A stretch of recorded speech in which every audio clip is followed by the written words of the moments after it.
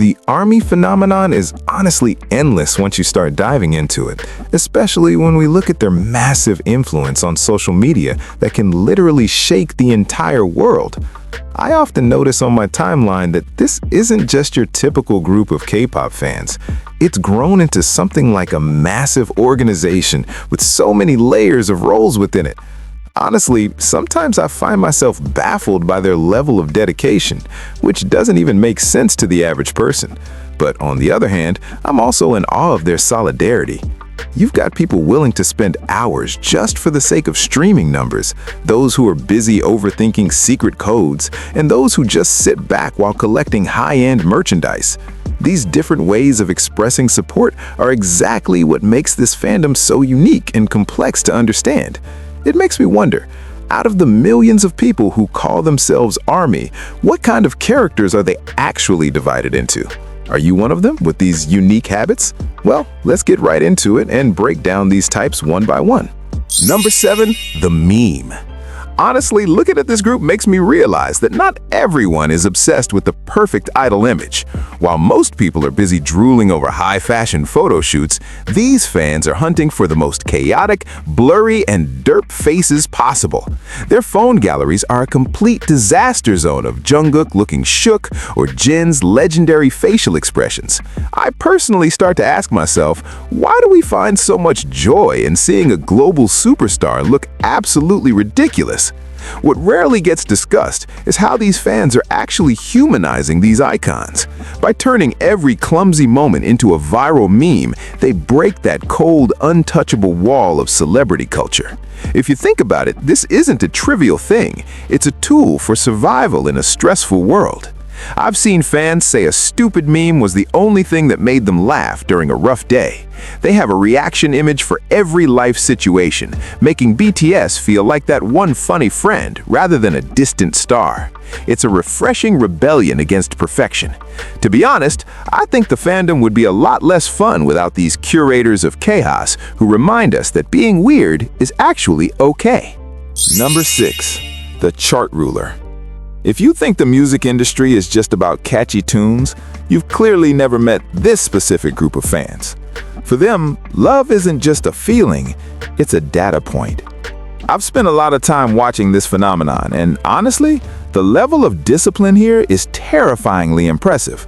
We're talking about people who treat a song release like a military operation. They don't just listen to music, they strategically deploy it across multiple devices, navigating complex algorithms to make sure every single play counts toward the charts. At this point, I personally start to ask myself, where does the hobby end and the full-time job begin? What rarely gets discussed is the sheer mental stamina required to stay awake for 48 hours straight just to secure a #1 spot on Billboard or iTunes. It's not just about vanity. For these fans, the chart position is the ultimate thank you letter to the artists for their hard work. If you think about it, this isn't a trivial thing. It's a massive display of collective economic and social power that bypasses traditional radio and media gatekeepers. I've seen people manage 5 different Spotify accounts while simultaneously voting on 3 different apps, and they do it with a level of time management that would make a CEO look lazy. I sometimes feel a bit conflicted about it, wondering if the art gets lost in the math, but then I see the joy they feel when a goal is reached, and I realize this is their way of fighting for their idol's legacy. They are the engine in the shadows, the ones who turn a comeback into a global event through sheer willpower and data. It's a relentless, high-stakes game of digital chess, and they are definitely winning. Number 5, the creative editor. When I scroll through the vast ocean of BTS content, there's a particular corner that always makes me pause and genuinely admire what I'm seeing: the work of the creative editors. This isn't just about appreciation, it's about active participation in a way that truly elevates the fandom experience. We're talking about individuals who take their love for BTS and channel it into breathtaking fan fiction, intricate fan art, or video edits that sometimes feel more real and impactful than the official content itself. I've often wondered, where do they get this boundless inspiration? At this point, I personally start to ask myself if these creative souls actually see BTS not just as idols, but as muses, as catalysts for their own artistic expression. What rarely gets discussed is the sheer amount of time, effort, and skill that goes into these creations. This isn't just a casual doodle or a quick cut. Some of these fan arts are gallery-worthy. Fanfics are novel-length narratives, and video edits are masterclasses in storytelling and technical proficiency. If you think about it, this isn't a trivial thing. It builds an entire subculture within the fandom, creating alternative universes and emotional narratives that deepen the connection for so many.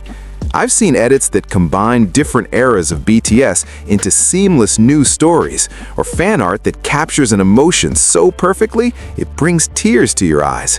Their imagination truly knows no bounds, and their technical skills, whether it's with a pen, a digital tablet, or editing software, are often on par with professionals. The impact on the fandom is immense. They provide endless new content, keep the conversations fresh, and offer different lenses through which to appreciate the group. I've heard countless ARMYs say that a particular fanfic or edit helped them through a tough time, making them feel understood or simply giving them an escape. It's a powerful testament to how art inspires art. These creators aren't just consumers, they are integral contributors, building a shared world that expands far beyond the music itself. They challenge the boundaries of what fan content can be, and honestly, sometimes their versions of reality look so convincing, you have to remind yourself it's not official. It makes me wonder how many future artists, writers, and filmmakers are honing their craft right now within this very fandom. I'd bet a lot. Number 4. The Senior Guide. Whenever a new wave of fans crashes into the fandom, you'll always find these veteran figures standing there like calm harbor masters. These are the ancient armies, the ones who were there when the stages were small and the budgets were tight. Honestly, I have so much respect for their patience because they've probably explained the meaning of Borahae or why Jin calls himself worldwide handsome 10,000 times, and yet they do it again with a smile.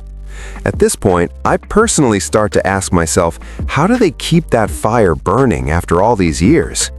What rarely gets discussed is that these fans act as the unofficial historians of the group. They are the ones with the massive Google Drive links, the archived videos from 2013 that you can't find anywhere else, and a mental encyclopedia of every single award show performance ever recorded. If you think about it, this isn't a trivial thing. They are the gatekeepers of the true story, ensuring that the struggle of the early years isn't forgotten by those who only know the global superstardom. They are fiercely protective, not just of the members' privacy, but of the fandom's reputation, often stepping in to de-escalate drama before it even starts. I've seen them mentor baby armies with a level of dedication that feels like a big brother or sister guiding a sibling. Their skill in memorizing an entire decade-long discography by heart is honestly mind-blowing. Ask them about a random B-side from 2014, and they'll give you the producer, the lyrics, and the exact date it was first performed. It's a level of institutional knowledge that keeps the fandom's identity grounded. I sometimes wonder if the fandom would have lost its way during this massive global expansion if these veterans weren't there to remind everyone where it all started. They are the roots that keep the tree from blowing over in the storm of fame. Number 3. The Silent Supporter. In a world where everyone is shouting for attention, there's this one group that's almost invisible, yet they are the massive, quiet foundation of everything. These are the fans you'd never guess are ARMY if you saw their social media profiles. No purple hearts, no member photos, just a regular person living a regular life. But don't let that fool you. Their loyalty is as deep as a well. I've often watched this type and wondered, how do they stay so calm while the rest of the internet is on fire? At this point, I personally start to ask myself if they've actually cracked the code to being a fan without losing their sanity. What rarely gets discussed is that these silent supporters are often the ones consistently buying the music and streaming the tracks during their morning commute or late-night study sessions, all without ever posting a single tweet about it. If you think about it, this isn't a trivial thing because they prove that you don't need to be loud to be real. They have this incredible skill of dodging fandom drama like a pro, choosing to protect their peace instead of engaging in pointless online wars. I've seen them just smile and keep scrolling when they see hate comments because they know their relationship with the music doesn't need external validation. It's a very mature, almost stoic way of loving a group, and honestly, I find it deeply respectable. They're the ones keeping the numbers steady in the background while the louder fans take the spotlight. It makes me realize that sometimes the strongest support isn't the one that screams the loudest, but the one that simply stays year after year without asking for anything in return. They are the calm in the middle of the storm, reminding us that being a fan is, at its heart, a personal journey. Number 2, the master theorist. If you think a music video is just about the choreography and the visuals, then you've clearly never sat down with a theorist. For these fans, a 3-minute video is actually a 3-hour research project. I've watched them work, and honestly, it's like watching a forensic investigator at a crime scene. They'll spot a book on a shelf in a 2015 video and link it to a shadow on a wall in a 2024 concept photo, and somehow it actually makes sense. At this point, I personally start to ask myself, did the directors even intend for this, or have the fans surpassed the creators themselves? What rarely gets discussed is the intellectual heavy lifting these people do. They aren't just scrolling through TikTok, they're reading Hermann Hesse's Demian, diving into Jungian psychology, and studying classic literature just to understand a comeback theme. If you think about it, this isn't a trivial thing because they've turned pop music into a high-level academic pursuit. I've seen them stay up until 4 a.m. analyzing the color of a flower or the time on a clock in the background, convinced it's a portal to a different era. Their skill in connecting dots that seem invisible to the average person is borderline supernatural. It's a fascinating psychological phenomenon where the fan becomes a co-creator of the story, building a massive, interconnected universe that lives in their heads. I sometimes wonder if the agency drops these clues just to see how fast this group will solve the puzzle. They are the ones who keep the fandom's brain sharp, turning every release into a global scavenger hunt. It's intense, it's obsessive, and honestly, it's brilliant. Number 1, the collector. We finally reached the top, and honestly, this group is the literal backbone of the industry's financial empire. The collector lives by one brutal principle. My wallet might be empty, but my shelves must be full. I've looked at some of these collections, and man, it's not just a hobby, it's a museum. We're talking about people who don't just buy an album, they buy every single version of it, sometimes 10 or 20 copies, just to get that one specific rare photo card. At this point, I personally start to ask myself, is this about the music anymore, or has it become a high-stakes hunt for social currency? What rarely gets discussed is the sheer adrenaline and anxiety involved in this lifestyle. The way they wait for merchandise drop is like an athlete preparing for the Olympics. Their fingers are trained for lightning-fast checkouts, because if you're a second late, that limited edition vinyl or that designer collaboration is gone forever. If you think about it, this isn't a trivial thing. These fans are the ones keeping the physical music industry alive in a digital age, pouring billions into the global economy. I've seen binders so organized they'd make a librarian cry, with tiny pieces of cardboard protected like they're the Mona Lisa. There's a psychological weight here too. The thrill of the unboxing and the prestige of owning a rare item creates a high that's incredibly addictive.